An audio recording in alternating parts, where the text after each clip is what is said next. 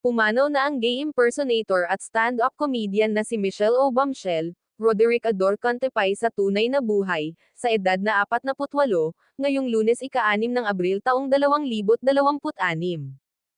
Kinumpirma ang kanyang pagpanaw ng kanyang mga kaibigan at malalapit sa industriya.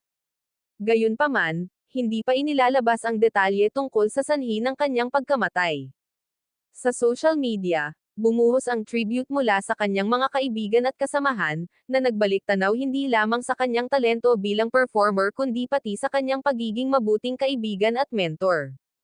Isa sa mga nagbigay pugay ay si actress-comedian Tuesday Vargas, na tinawag siyang Ador at ibinahagi ang kanilang pinagsamahan mula pa noong sila ay nasa University of the Philippines bilang miyembro ng Samahan ng mga Mag-aaral sa Komunikasyon. Aniya, salamat sa lahat ng mga naituro mo sa akin lalo na sa pagsusulat at pag-perform.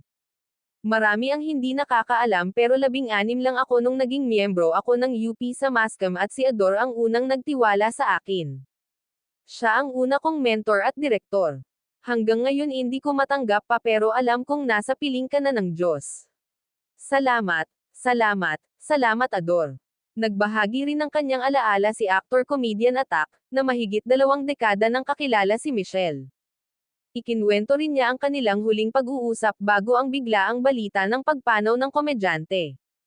Sumikat si Michelle dahil sa kanyang spot-on impersonation ng dating United States First Lady na si Michelle Obama, kung saan nakilala siya sa kanyang talas ng isip, mahusay na comedic timing, at kakaibang stage presence na minahal ng marami. Para sa marami, mananatiling First Lady ng kanilang comedy bar family si Michelle. Sa loob ng maraming taon, naging aktibo si Michelle sa comedy bars kung saan siya nakabuo ng loyal na following. Madalas din siyang lumabas sa telebisyon, kabilang ang mga variety shows tulad ng Sunday Pinasaya at Laugh Camera Action. Kamakailan lang din siyang napanood sa game show na Family Feud at sa ABS-CBN program na Rainbow Rumble noong Oktubre taong 2025, kasama ang iba pang komedyante. Bukod sa telebisyon, sumabak din siya sa pelikula, kabilang ang 2012 comedy movie na My Amiga Girl. Sa kabila ng kanyang pagkawala, patuloy na ipinagdiriwang ng kanyang mga kaibigan at tagahanga ang kanyang naiambag sa industriya ng komedya at ang saya na kanyang naibahagi sa marami.